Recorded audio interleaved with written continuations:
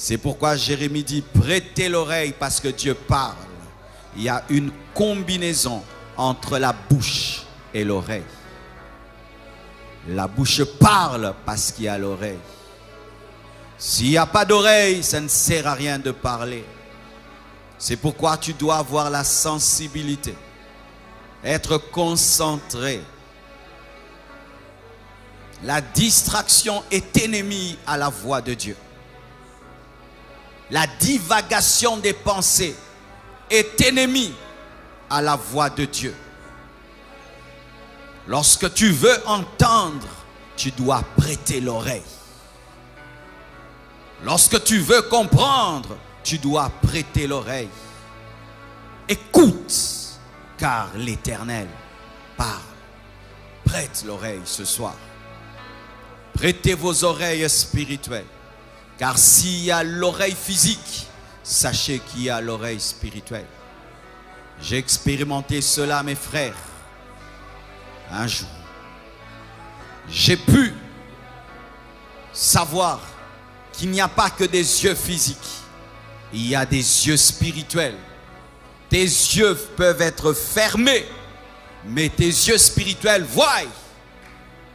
Tu peux être endormi, mais tes oreilles spirituelles entendent. Nous développons souvent notre oreille physique. Nous savons distinguer une belle ou une mauvaise chanson. Mais quand le Seigneur parle, nous sommes distraits. Pourquoi? Parce que dans le fond de notre âme, nous sommes dans beaucoup de pensées et dans beaucoup de distractions, faisant que lorsque la pensée de Dieu entre dans ton âme, elle est mélangée à ta pensée. Parce que tu es souvent dans la divagation des pensées, même dans la présence de Dieu. Apprenez quand vous êtes à l'église et quand vous priez dans vos maisons à être réellement là. À ne pas attendre la fin du culte, la fin du message, la fin de la prière, à être totalement là. C'est alors que Dieu te parlera et tu entendras.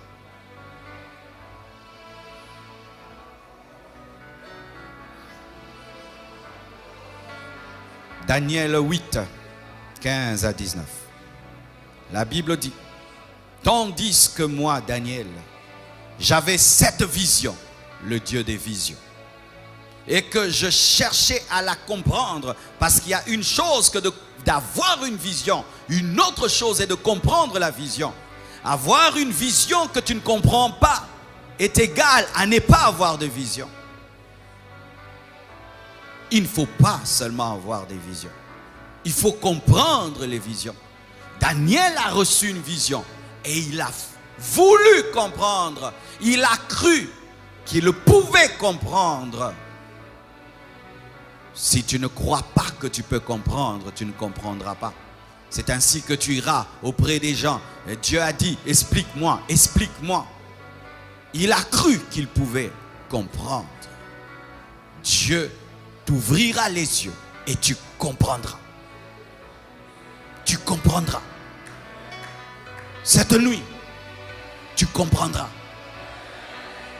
Et je prie que même des choses que tu as toujours vues, que tu n'as jamais comprises, te soient à nouveau révélées et que ce soir, tu puisses les comprendre.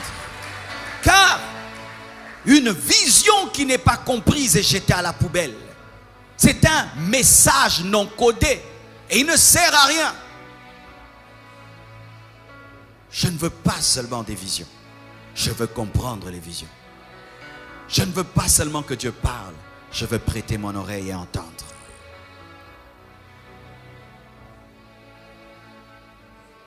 Voici quelqu'un qui avait l'apparence d'un homme se tenait devant moi, une vision.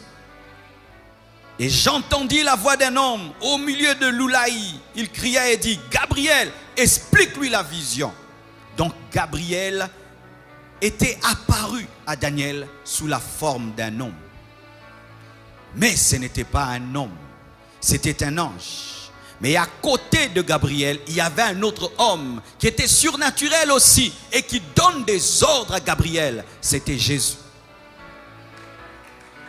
Comme je vous l'ai dit, le Saint-Esprit n'est pas venu sur la terre le jour de la Pentecôte. Et Jésus-Christ n'est pas venu sur la terre le jour qu'il est né en Marie. Sinon, il n'est pas Dieu. Jésus a été même avant Abraham. Alléluia. Et voici quelqu'un qui avait l'apparence d'un homme se tenait devant moi. Et j'entendis la voix d'un homme au milieu de l'Oulaï. Et il cria et dit, Gabriel, explique-lui la vision. Il vint alors près du lieu où j'étais. À son approche, je fus effrayé. L'homme naturel ne supporte pas les choses spirituelles. C'est pourquoi la plupart des prophètes, lorsqu'ils avaient des apparitions angéliques, certains tombaient, d'autres tombaient malades et devaient être fortifiés. Parce que l'homme, en connaissant la déchéance, a perdu la capacité de rester longtemps là où la dimension spirituelle est très forte. C'est pourquoi il tombait, parce que l'ange amenait une gloire de Dieu tellement forte que son corps ne pouvait y résister.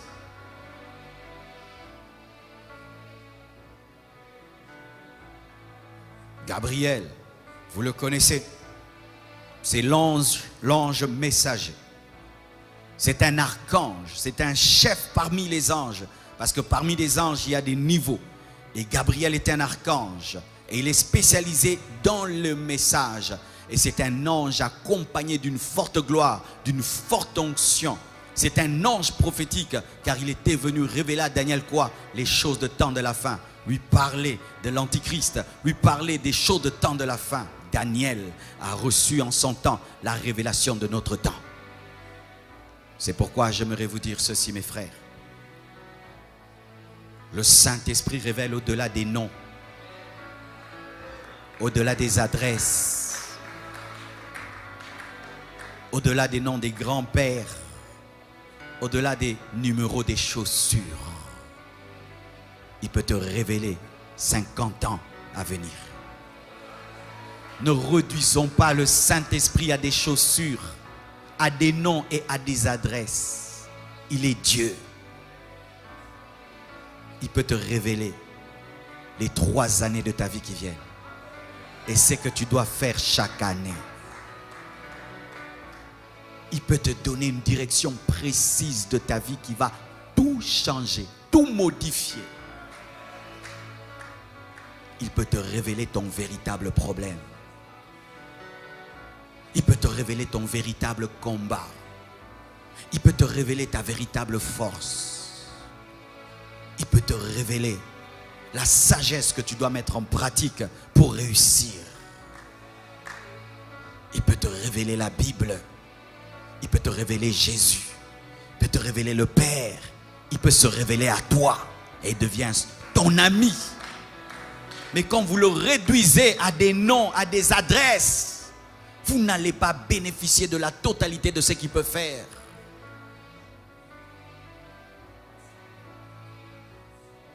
L'ange a dit à Corneille l'adresse de Simon qui l'avait reçue. Mais les choses ne se sont pas arrêtées là. Corneille a été baptisé du Saint-Esprit. C'était plus important que l'adresse et le nom de la personne qui avait reçu Pierre. Il était baptisé du Saint-Esprit.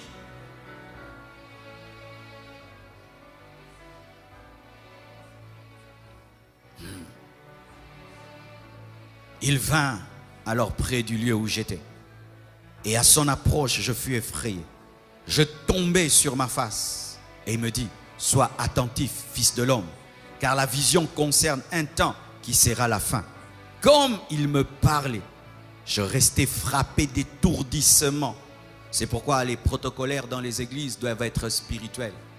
Nous, à la Compassion, nous ne sommes pas trop à cheval sur l'ordre. Nous sommes une église très ordonnée, très bien ordonnée. Mais quand Dieu fait ce qu'il veut, nous le laissons faire ce qu'il veut. Car des fois, nous réveillons des Daniel qui sont étourdis par l'apparition d'un ange. Pourquoi? Parce que nous voulons qu'ils se lèvent. Les nouveaux venus ne vont pas comprendre une église où les gens sont par terre. Mais si c'est Daniel qui est en train de voir la fin des temps, laissons-le être dans l'extase afin qu'il termine. Dans les églises, on dérange les gens qui sont en extase. Et des protocolaires qui ne connaissent jamais l'extase dérangent l'extase. Quand tu as déjà connu l'extase, tu respecteras les extases. Un jour, je suis tombé à l'église, mes frères. J'entendais une voix en dehors de moi qui me disait: Marcelo, réponds à mon appel. Qu'est-ce que tu veux que je te fasse? Je vivais des choses, mais les gens ne les vivaient pas. Paul voyait Jésus, ceux qui étaient autour entendaient la voix. Et ainsi, nous ne partageons pas au même niveau les expériences spirituelles. C'est ainsi que tu ne peux pas arrêter ce que tu ne comprends pas. Et tu ne peux pas critiquer ce qui ne t'est jamais arrivé.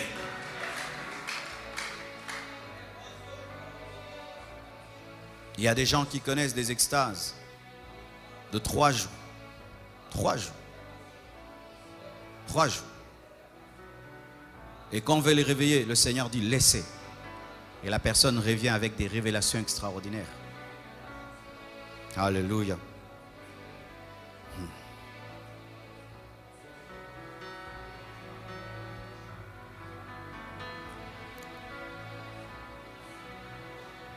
Acte 2, 15. La Bible dit: ces gens ne sont pas ivres comme vous le supposez, car c'est la 3e heure.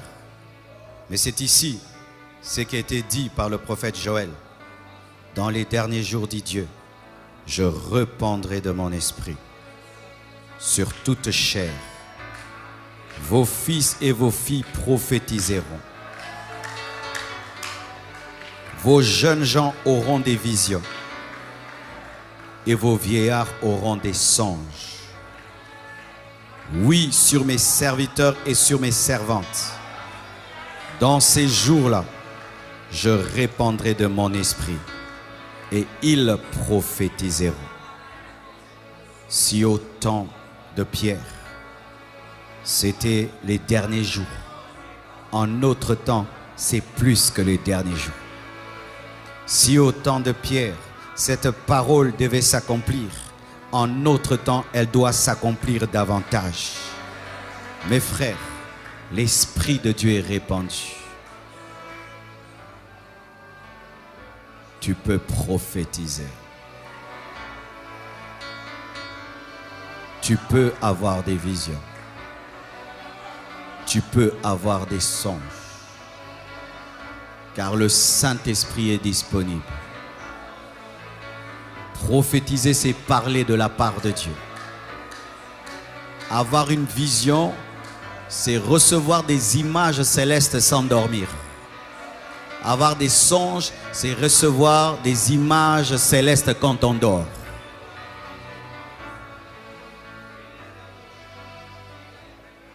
Les hommes critiqueront toujours quand Dieu se manifeste.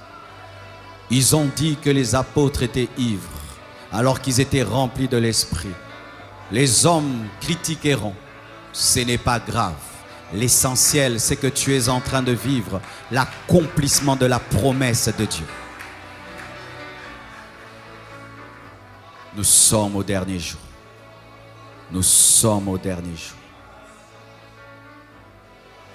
Au temps où Dieu répand toute sa puissance afin de préparer la dernière moisson et de susciter les ouvriers de la dernière heure et amener l'église dans la pluie de l'arrière-saison afin qu'elle soit mature pour expérimenter l'enlèvement.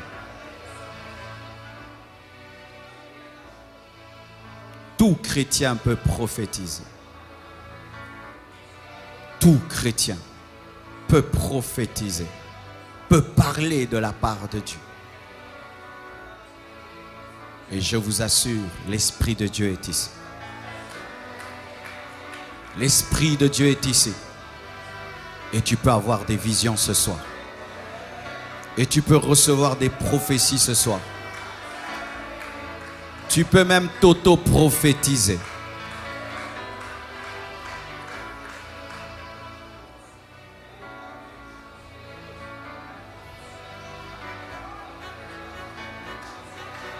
Acte 9, 3 à 7.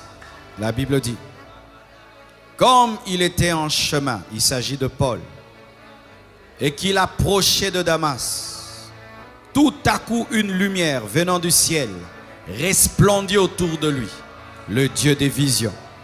Il tomba par terre et il entendit une voix qui lui disait, le Dieu des voix, Saul, Saul, précision et confirmation, pourquoi me persécutes-tu? Il répondit, qui es-tu, Seigneur? Et le Seigneur dit, je suis Jésus. Je prie que Jésus se présente à toi ce soir. Je prie que Jésus se présente à toi. Je prie que Jésus se présente à toi ce soir. Paul n'avait pas prié pour cela, mais l'Église avait prié pour cela. Mais toi, tu pries pour cela. Donc ça peut t'arriver plus que même à Paul, parce que Paul ne le désirait pas. Alléluia.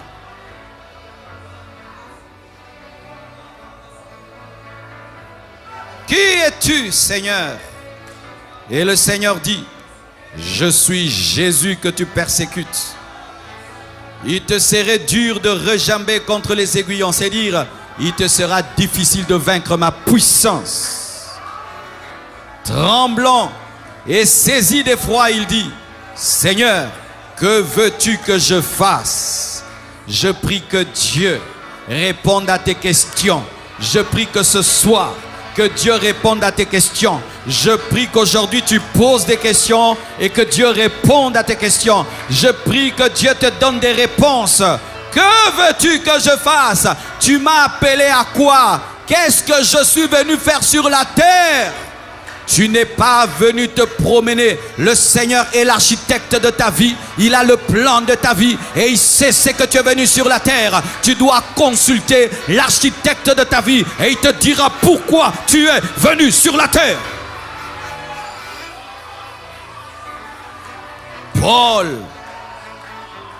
pensait qu'il était venu sur la terre pour être un persécuteur. Il pensait qu'il était venu sur la terre pour être un pharisien, alors qu'il était venu sur la terre pour être l'apôtre de la grâce. Je prie que ta destinée se révèle dans la prière et que le Seigneur te dise pourquoi il t'a créé, pourquoi il t'a sauvé et pourquoi il t'a appelé.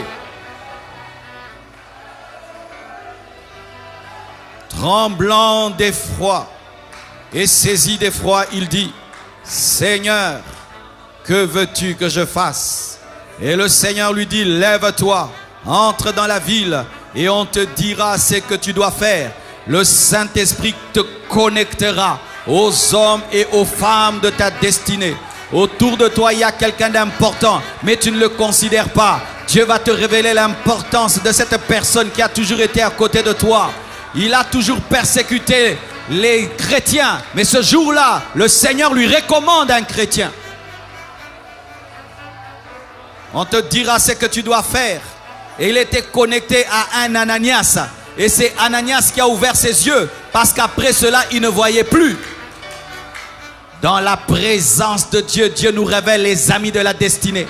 Il nous révèle les ennemis de la destinée et les amis de la destinée. Il nous révèle les relations que nous devons couper et les relations que nous devons commencer. Il s'était séparé de ceux qui l'accompagnaient et il s'est connecté à Ananias. Et il est devenu le grand Paul, l'apôtre de la grâce. Dans la présence de Dieu, Dieu détruit des relations et il bâtit des relations. Dieu coupe des relations et il bâtit des relations par la révélation.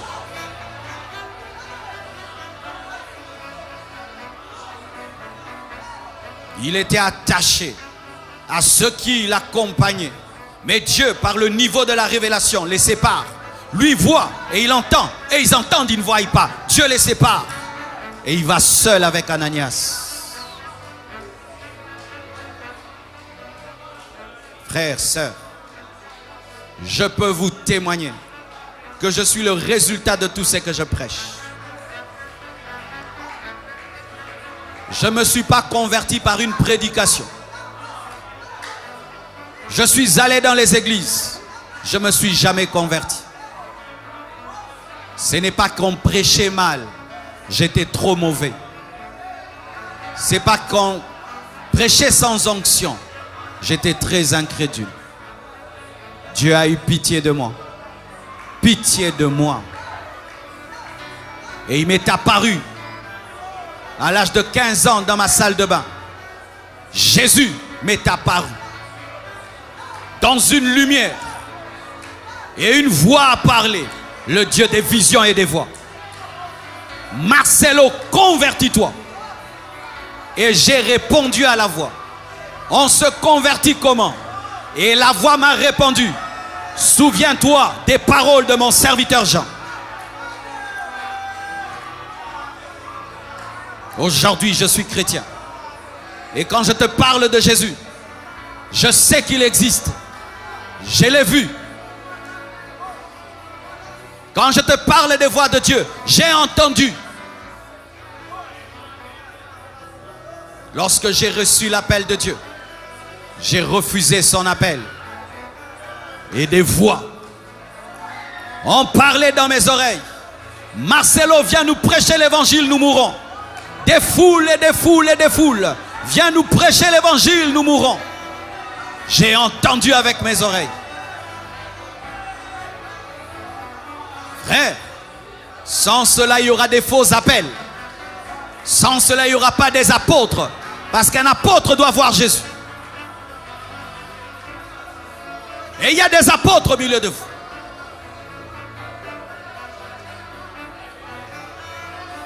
Et certains, vous avez besoin seulement que Dieu puisse enraciner votre foi dans son existence.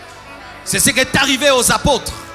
Jésus-Christ, après sa résurrection, pendant 40 jours est apparu afin de donner les preuves de sa résurrection. Pourquoi? Ils avaient besoin de prêcher avec assurance la résurrection. Tu sais, frère, lorsque tu sais que Dieu t'a parlé et tu sais qu'il est avec toi, rien ne pourra t'arrêter. Rien ne pourra t'arrêter. Car ce que voient les yeux de l'esprit devient toujours supérieur à ce que les yeux physiques ont vu.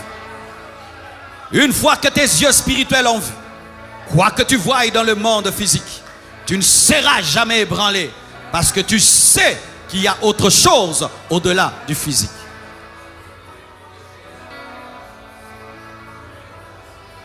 C'est pourquoi quelques secrets et nous allons prier. Si tu veux recevoir des visions et tu veux entendre la voix de Dieu, la première des choses, tu dois croire que Dieu existe. Tu dois croire que lorsque tu pries, tu parles à quelqu'un. Parce que si tu ne crois pas qu'il existe, alors celui qui n'existe pas ne peut parler. Tout commence par la foi en son existence. Et je t'assure que c'est un Dieu vivant. 2, tu dois croire que Dieu parle. Parce que tu peux croire qu'il existe, mais tu ne crois pas qu'il parle. Et toute la Bible nous révèle un Dieu qui parle. Dieu existe, mais il n'existe pas seulement, il parle aussi. Un autre secret, tu dois savoir qu'il parle de plusieurs manières. Il peut te parler par une vision. Tu ne dors pas. Comme ça, tes yeux s'ouvrent et tu vois. Il peut te parler dans le songe, où tu dors et il te parle. Il peut te parler par une voix audible, dehors, un oracle, et tu l'entends. Il peut te parler par une voix, dedans, à l'intérieur de ton esprit. Il peut te parler par une conviction. Tu es seulement convaincu à 200%. Il peut te parler par la paix, par la joie. Il peut te parler par une prédication, par un enseignement. Il peut te parler par les signes et les circonstances. Il peut te parler par un conseil de quelqu'un. Il peut te parler par un verset biblique. Il peut te parler par un livre. Il a plusieurs manières de parler. Dieu parle de plusieurs manières, mais c'est nous qui ne prendrons pas garde.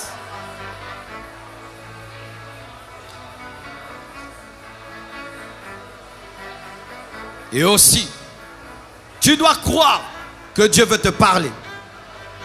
Car il y a des gens qui croient que Dieu parle, mais toujours aux autres. Il n'y a pas de chouchou de Dieu. Il n'y a pas de chéri de Dieu. Il n'y a pas d'enfant préféré de Dieu. Si tu as Jésus et tu as le Saint-Esprit, tu as le droit d'entendre sa voix. Dieu va parler, pas moi aux autres, non, à toi aussi. Surtout à toi.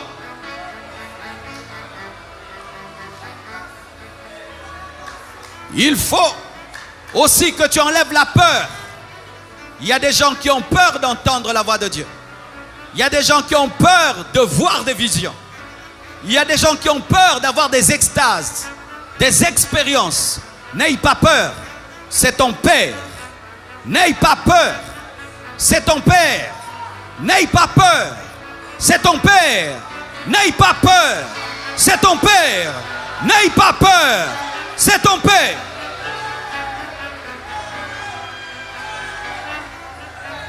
Mon fils n'a pas peur que je lui parle. Ma fille n'a pas peur que je lui parle. Mais les chrétiens ont peur que Dieu leur parle. C'est ton Père.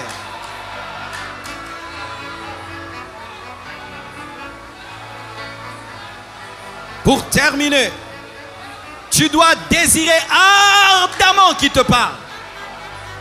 Tu dois soupirer après sa voix, soupirer après ses visions. Tu dois désirer ardemment sa direction. Tu dois le vouloir de tout ton cœur. Car Dieu ne se révèle que là où il est désiré. Dieu ne se manifeste que là où il est désiré. Lorsqu'on ne le désire pas, Dieu ne se manifeste pas. Tu dois le désirer de tout ton cœur.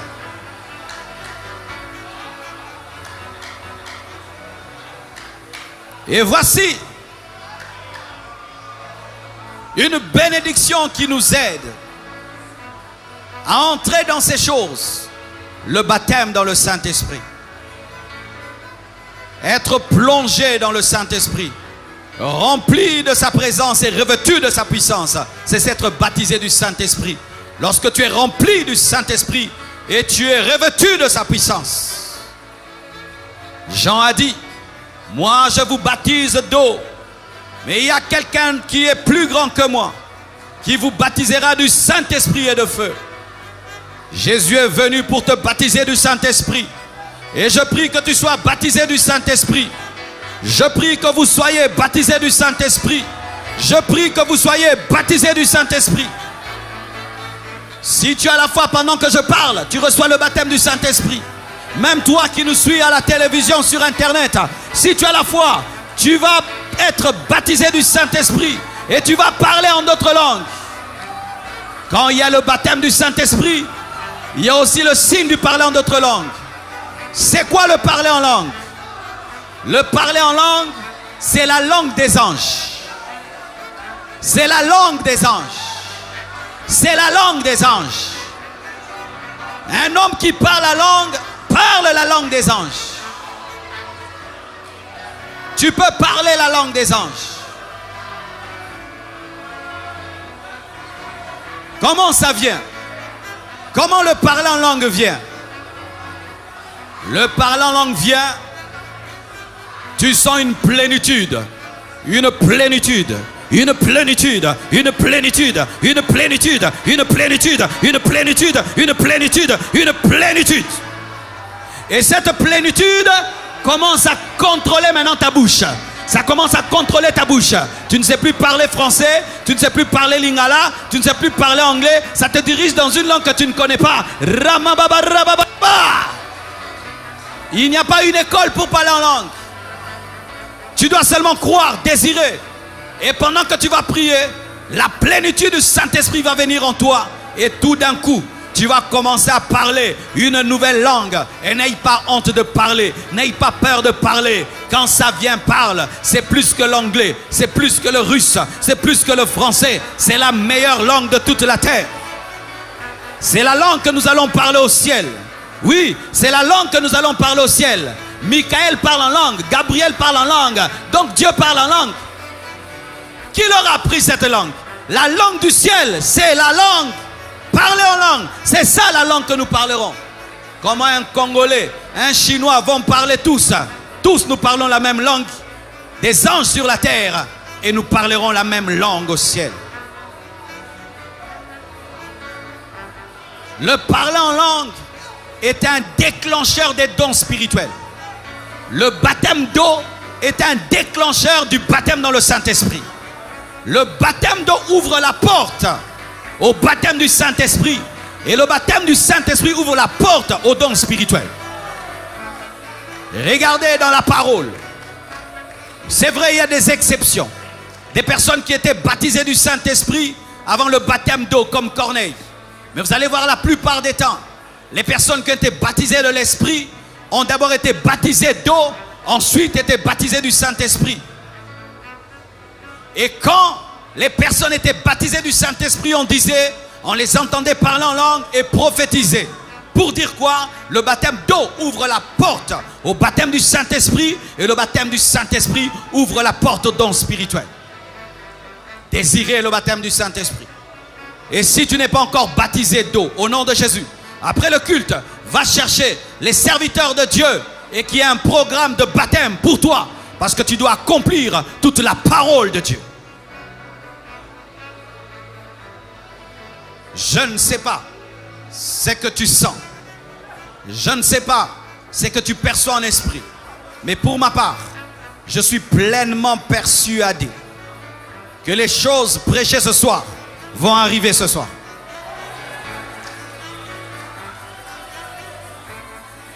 Je suis pleinement persuadé que les choses enseignées ce soir vont arriver ce soir.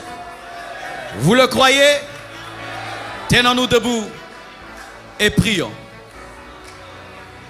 Alléluia. Prions, prions.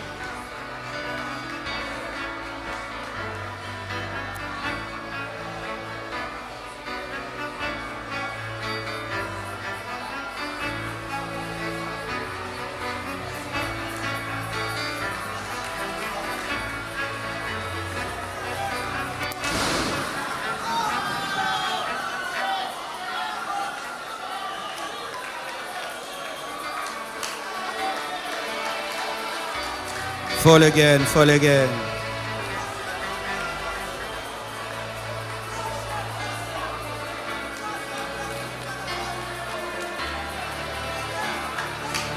Un réveil est en route.